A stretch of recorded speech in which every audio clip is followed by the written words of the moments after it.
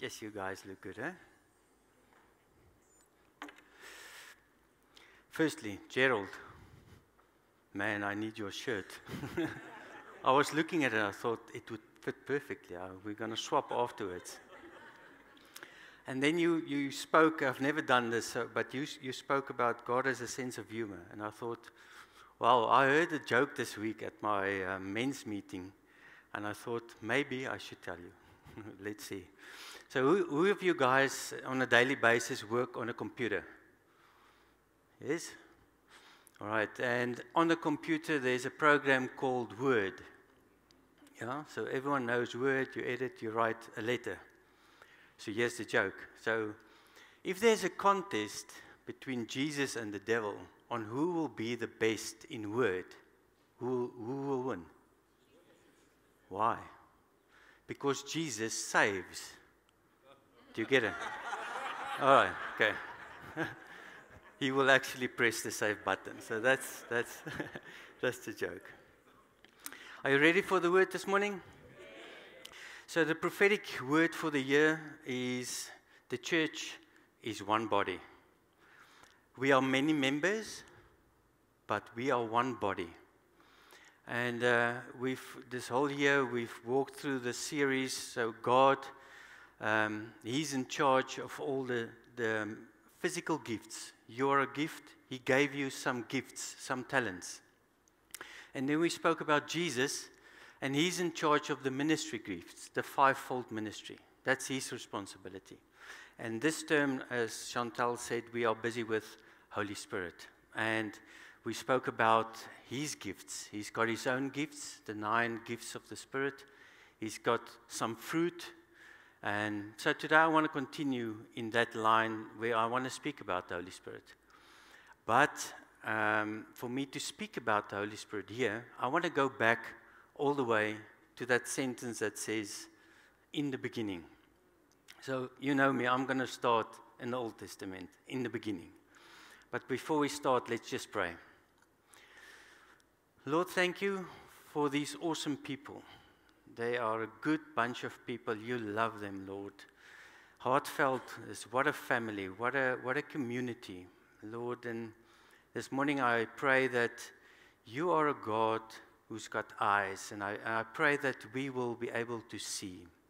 You're a God that hears, and I pray that we will hear your word. And you're a God that just satisfies us with understanding. And I pray, Lord, that this morning that the word that I bring will be blessed and our hearts will receive the word from you. In Jesus' name, amen. So I want to talk about the Holy Spirit, and I'm going to start right at the beginning. In the beginning, God created the heavens and the earth. What Moses is doing is he's walking with the Israelites in the desert. They came out of Egypt, they were slaves, and now he starts, and he didn't write it down in the beginning, that he was talking to them.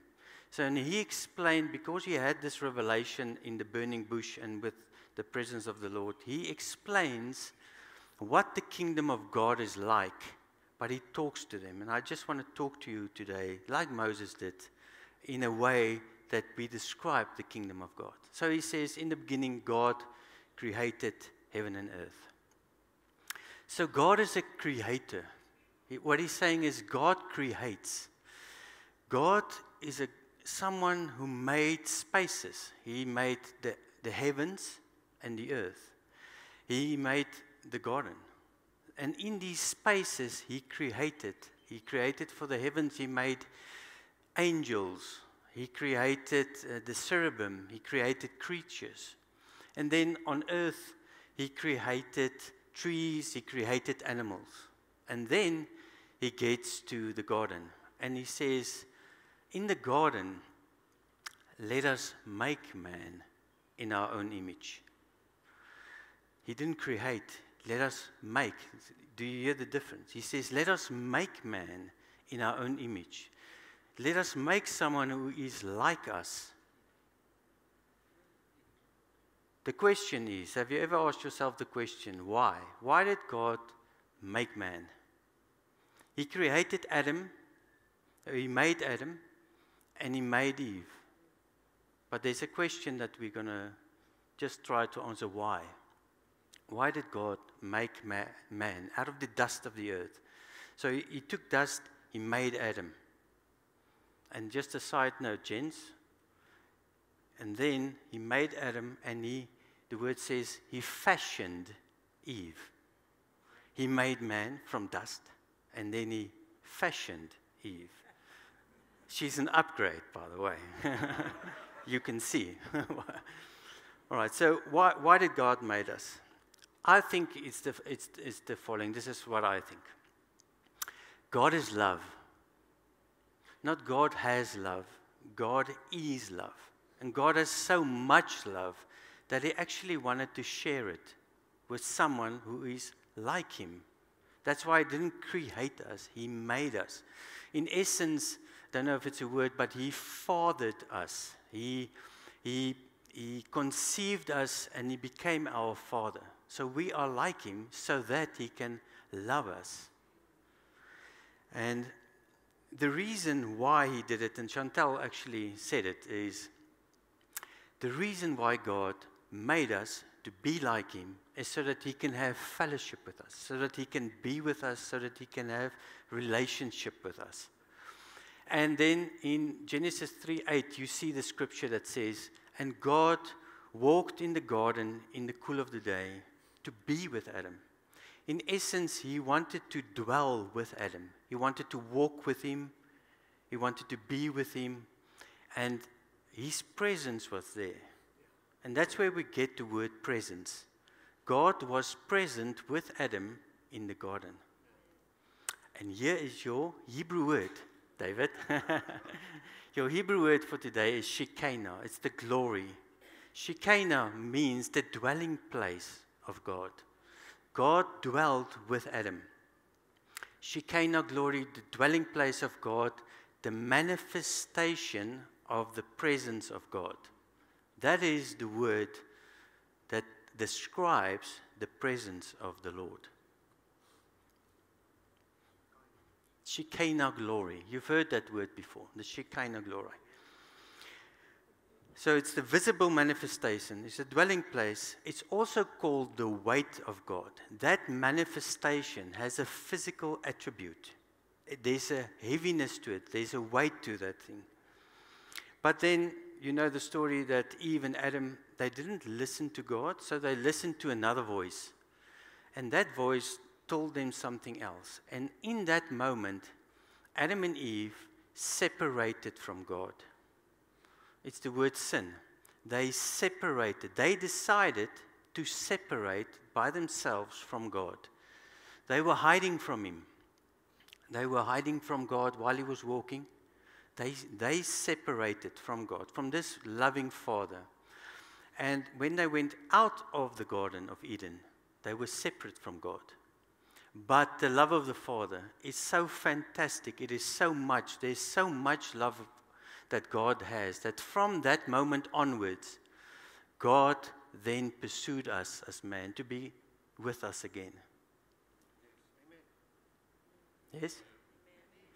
That pursuing of God, I want to explain to you today in 7 places. So, you know God created spaces. So that love of God that was looking to be with man again is manifested in 7 different places. There's more, but I want to just show you where God put things in place so that he can be with man again. Because that's his heart. The heart of his heart is to be with man. All right, so I'm going to take you through 7 of these places. The first one, and I'm going to tell it like Moses did, it's just a story and it's easy to understand. The first one is the tent of meeting. That's the first slide. This is the first place. So Moses, they came out of Egypt, they're wandering in the desert, and when Moses wants to speak with God, he takes his tent, he goes outside of the place where they camp, and he pitches his tent outside of the camp. And then everyone would stand at the doorway of their own tent, and they watch Moses, and he goes to his own tent, and look at this. Then the Lord It is there in Exodus 33, but I'm just going to tell you, so you'll have the notes. But then the Lord comes down out of heaven in a dark cloud, and he stands at the front of this tent where Moses is. And God speaks to Moses face to face as one speaks to a friend. So Moses has got this revelation that if I want to be with God, I go outside, I wait there, and the presence, the weight, the glory of the Lord, the Shekinah glory, comes down in a dark cloud, and he speaks with Moses. And then Moses says, I've got this revelation, you are with me, but the people, the people are camping. So Moses, the story, he goes up and down the mountain 8 times to be with God. And he spends time, first 40 days with God, and then later on again 40 days. And he spends time in this glory with the Lord. And the Lord gives him the tabernacle, the picture of the tabernacle. I believe that he actually went like into heaven and he saw the throne room and everything. And he said, okay, this is a way we could do it on earth, bring it down practically. And they made the tent. The second one is the tabernacle. You all know the tabernacle, the Holy of Holies, the inner court. And when they have finished this tent, when they inaugurate this tent, what happens?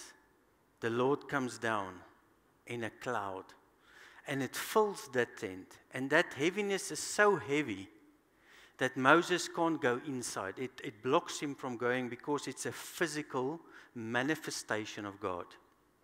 And it blocks Moses from going into the tabernacle. And then the Lord stays with Israel. In the day, in the form of a cloud for shade. And at night, the pillar of fire for light.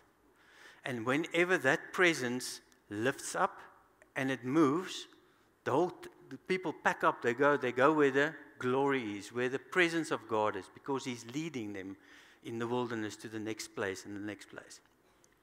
Then they cross the Jordan, they go to Jericho, you know the story, and they defeat some other cities, and Israel then settles in Shiloh. Shiloh becomes the headquarters of Israel.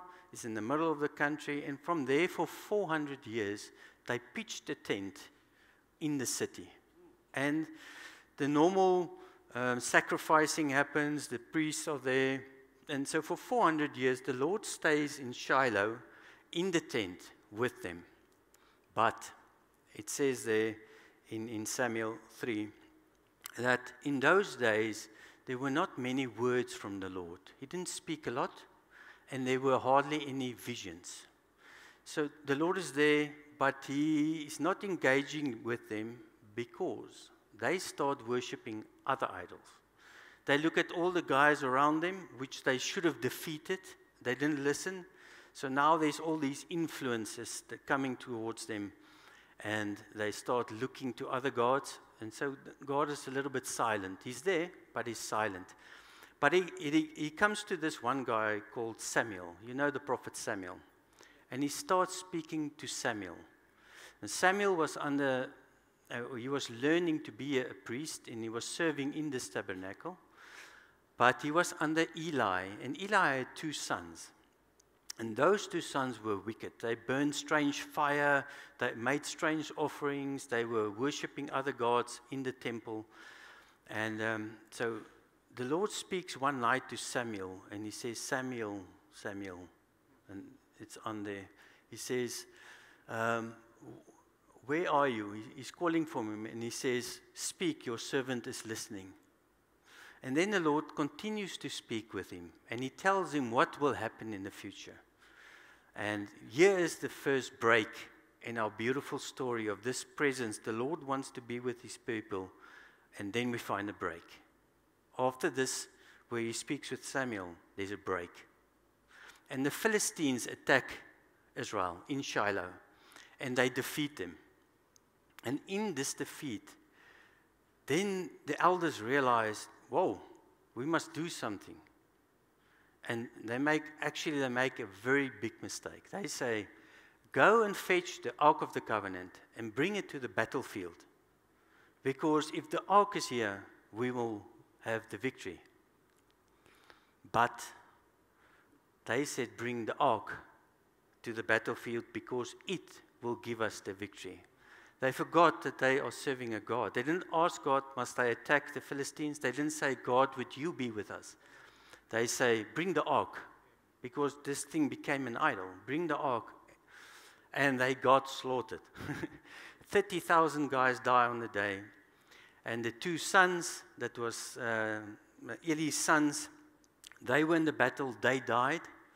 And when the news came to Eli in Shiloh, he was a fat old man, and he fell backwards and he broke his neck. And that's what the Lord actually came to say to Samuel right in the beginning. It says, Eli will die, and the two sons will die, and Israel will be defeated. So then Samuel knew that the Lord is speaking to him. And one of the sons had a wife, and she was heavily pregnant. And when she heard the same news that her husband was killed in battle, she gave birth unexpectedly, and she died. But just before she died, she named the child Ichabod, which is Hebrew for the glory has left. So the only way that the Philistines could win is because the glory has left. And so the Philistines, they take the ark, they take it to their own god in their own place in the Philistine area, and they put the Ark of the Covenant next to their god, Dagon. Dagon. Yeah, and the next morning when they get there, you know the story? the god fell over, his arms broke off, and they put him back up, and the next morning when they got there, he fell over again, but he was shattered in pieces. And then they realized, we should not have this here with us. And later on, they got sores, and they got very sick, and the 5 cities became full of rats, and it's like a plague. And they realized, no. Take this ark, put it on a cart. They didn't even put anyone on the cart to drive it. They just put a cow in front of it, hit it, and it walked all the way straight back into Israel. So the ark came back into Israel. There was about 7 months it stayed away. And then the next thing we look at is David. So now David realizes the ark's not with them anymore, but he sees this blessing where the ark's staying. It's not with him. The ark is in Israel, but it's at another place. But everywhere the ark goes, there's blessing. That guy gets blessed. His household increased. His crops never fail. And David realized, no, I must get the Lord back to me in Jerusalem.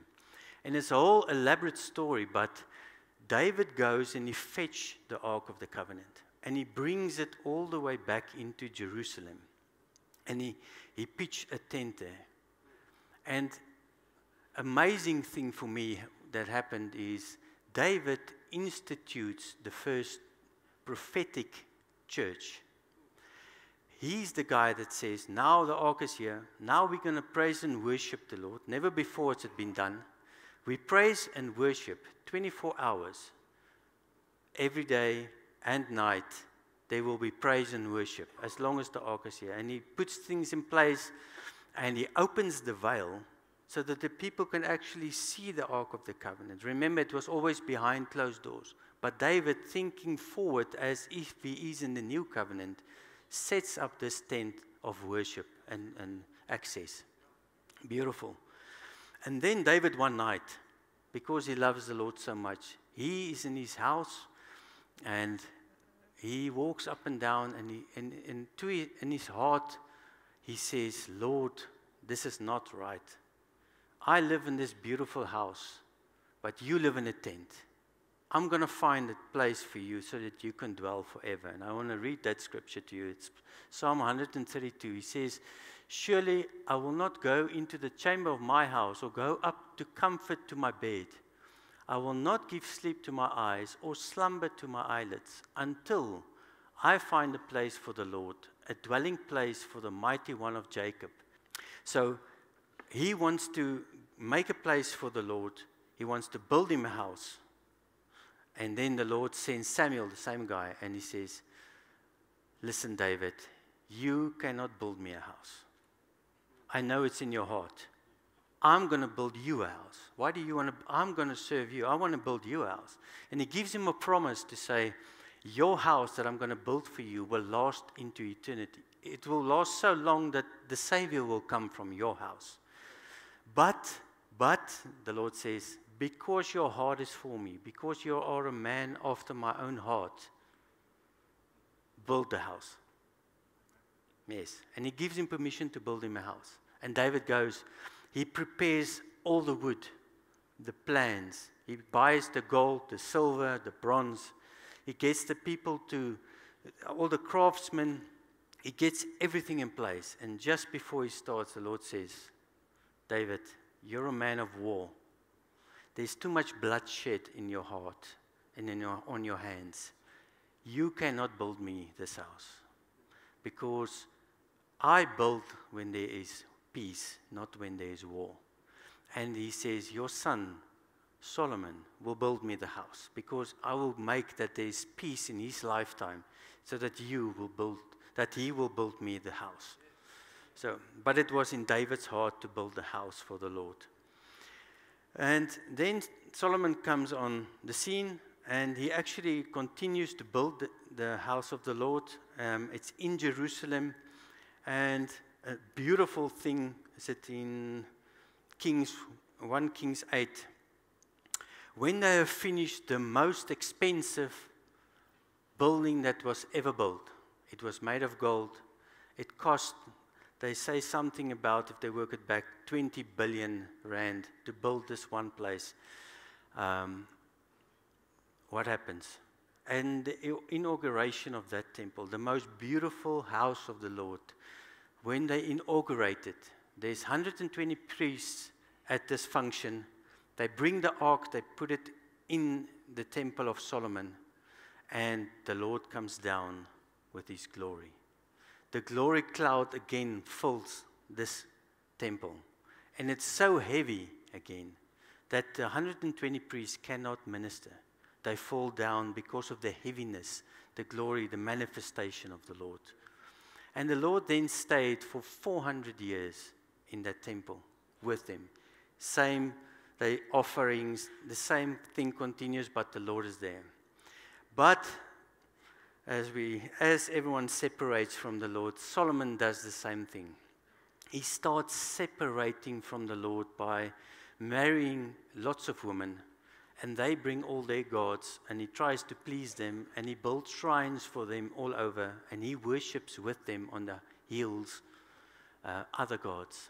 And his heart turns from the Lord. And the Lord says, I can't be with this. I want to be with my people, but I can't in this way do it.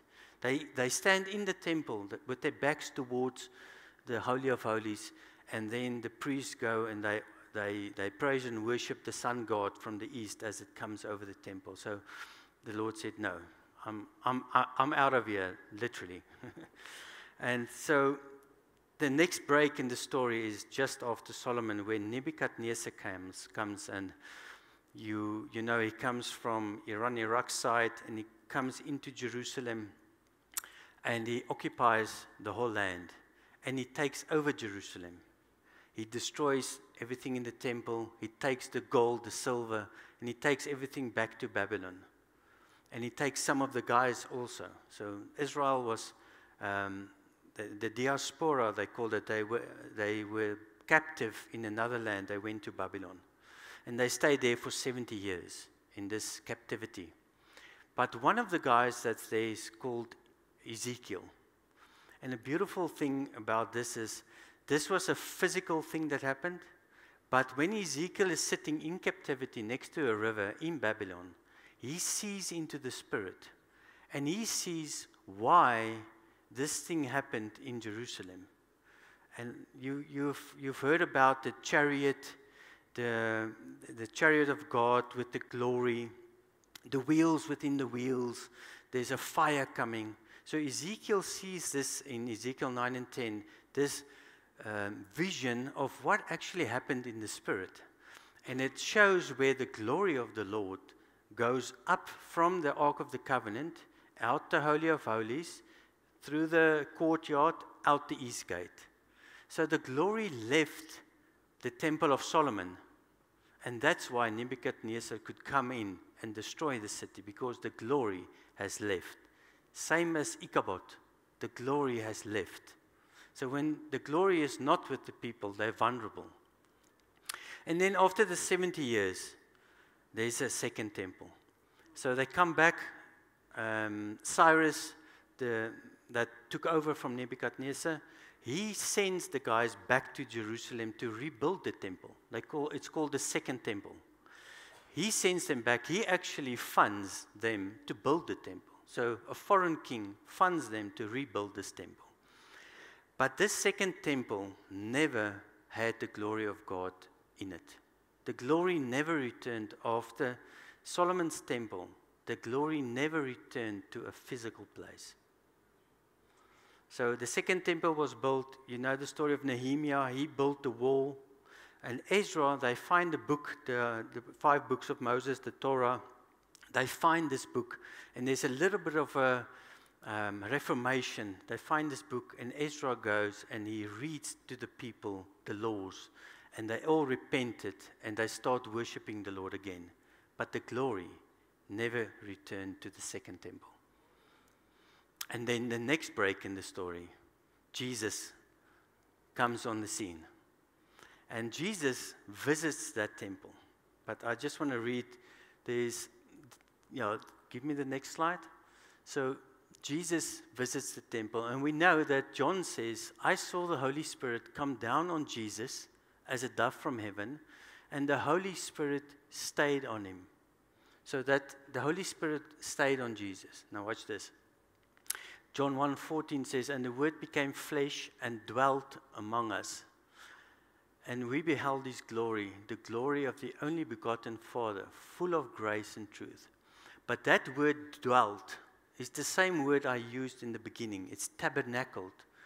And Jesus tabernacled among us. So Jesus is the tabernacle on earth. He has the Holy Spirit. He's got the glory on him.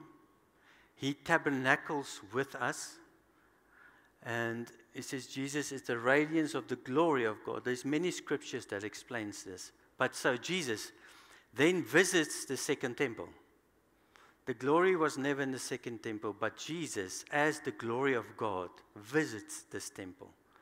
And in Matthew 24, which is the so-called end-time passage, in Matthew 24, the disciples see Jesus at the temple, and he goes out, and they say, stop, look at this temple. It is so magnificent. It's actually very small in comparison with Solomon's temple, but this temple is so magnificent. Look at the bricks and everything. And the Lord, you know the story where Jesus says, these stones in this place will not be on top of each other. All of them will fall off from each other. So this is just a temple. But I am visiting it. So they look at the temple and they think this is the best thing that ever happened. But this temple will be destroyed. And in Matthew 24, Jesus talks about this temple. He says, this generation will not pass away until the destruction, until you see this, until you see the destruction of Jerusalem. And a generation in biblical times is 40. So in 40 years, this thing will pass away. And we know that in 70 AD, 70 after Christ was born, the Romans came and they actually destroyed the temple. And no brick was left upon it another. So it's a prophecy that the Lord said, listen, if you wonder if what I'm saying is true, if I'm really the Messiah, then in future, in this generation, just look back for the sign, because it will happen. And from that time onwards, the offerings in the temple became less and less and less, and it actually weaned out. It faded away, because now we had Jesus, which is the temple of God that dwelled among us, and we worship him. And then the last part where the glory of the Lord manifests is the beautiful Acts 2. And it's the day of Pentecost. And all the disciples were in the upper room. And then in the upper room, the Holy Spirit comes with a mighty wind, and fire came down on the 120 guys, which is the same as the 120 in Solomon's temple. The same picture. The 120 gets filled with the Holy Spirit. They start prophesying. They start being filled with the Holy Spirit. And God comes and He lives with us, in us. And that's the beautiful story of the 7 places where God, right from the beginning, start pursuing man to be with us again.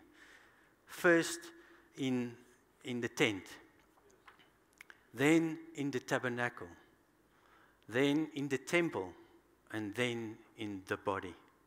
And we are the body.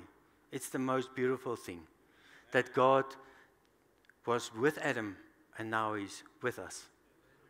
Amen. And the scripture is 1 Corinthians 6:19. It says, "Do you not know that you are the body of the temple of the Holy Spirit?